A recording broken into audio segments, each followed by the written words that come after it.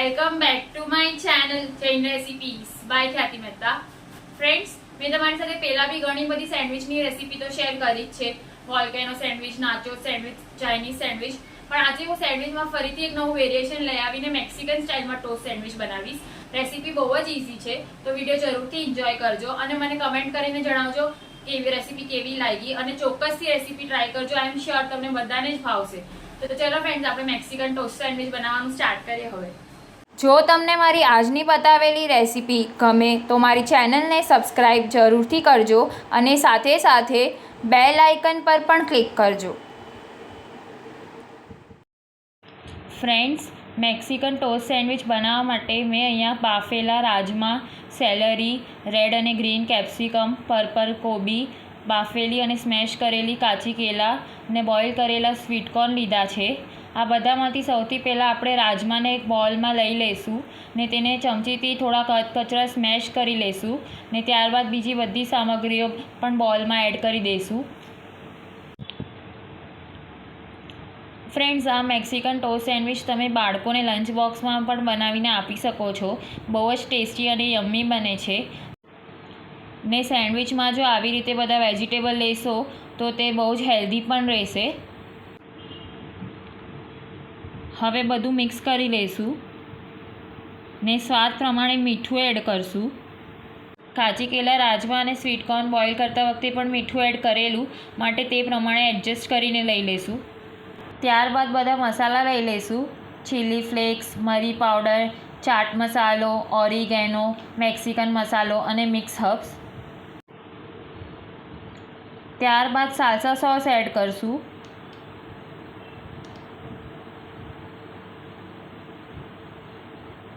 બધું મિક્સ કરી લઈશું. હવે મને સાલ્સા સોસ થોડોક ઓછો લાગે છે તો તે ફરીથી થોડોક એડ કરું છું.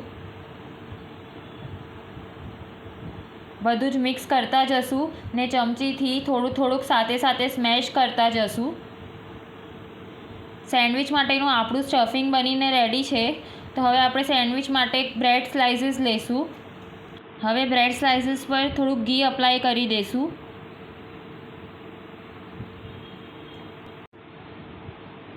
ફ્રેન્ડ્સ, જો તમે આવી રીતે એકવાર મારી બતાવેલી રેસીપી પ્રમાણે મેક્સિકન સ્ટાઇલમાં સેન્ડવિચ બનાવશો તો ઘરવાળા તે ખાધા પછી વારંવાર તેને બનાવવાની ડિમાન્ડ કરતા રહેશે. એટલી મસ્ત અને ટેસ્ટી બને છે. તો જો બતાવેલી રેસીપી ગમે તો ચેનલને લાઇક, શેર અને સબસ્ક્રાઈબ જરૂરથી કરજો અને સાથે સાથે બેલ આઇકન પર પણ ક્લિક કરજો અને મને કમેન્ટ કરીને જણાવજો રેસીપી કેવી લાગી. બ્રેડ સ્લાઇસીસ પર ઘી અપ્લાય કરી દીધું છે. હવે ગ્રીન ચટણી પણ અપ્લાય કરી દઈએ. ત્યારબાદ આપણે જે સ્ટફિંગ રેડી કર્યું છે તે લઈ લઈશું. સ્ટફિંગને બ્રેડની એક સ્લાઇસ પર આવી રીતે ચમચીથી પ્રોપરલી પ્રેસ કરીને ગોઠવી દેવાનું છે.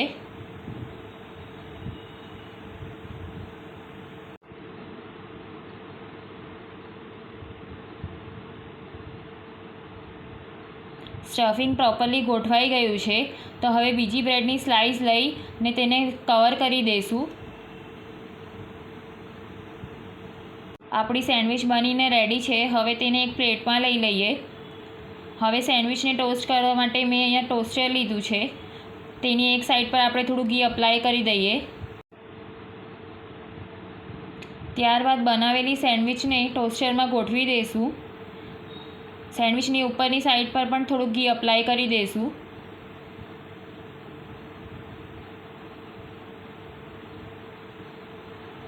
હવે આપણે સેન્ડવિચને ટોસ્ટ કરી લઈએ. આપણે સેન્ડવિચને સ્લો ફ્લેમ પર ટોસ્ટ કરવાની છે જેથી કરીને તે એકદમ જ ક્રિસ્પી બને. સેન્ડવિચ એક સાઈડથી ટોસ્ટ થઈ ગઈ છે, તમે જોઈ શકો છો. તો બીજી સાઈડ પણ ટોસ્ટ થવા દઈશું.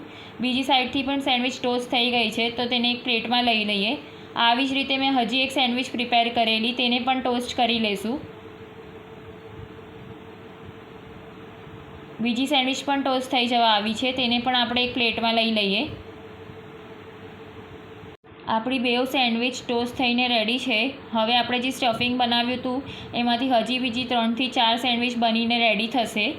હવે એક સેન્ડવિચને ચોપિંગ બોર્ડ પર લઈને તેને કટ કરી લઈશું. તમે જોઈ શકો છો આપણી મેક્સિકન ટોસ્ટ સેન્ડવિચ કેટલી ડેલિશિયસ બની છે તે. ખરેખર બહુ જ કલરફુલ અને મસ્ત બની છે. તેને હવે આપણે ટમેટો કેચઅપ સાથે સર્વ કરી દઈશું. તો બનીને રેડી છે આપણી Mexican toast sandwich. Thank you so much for watching my video.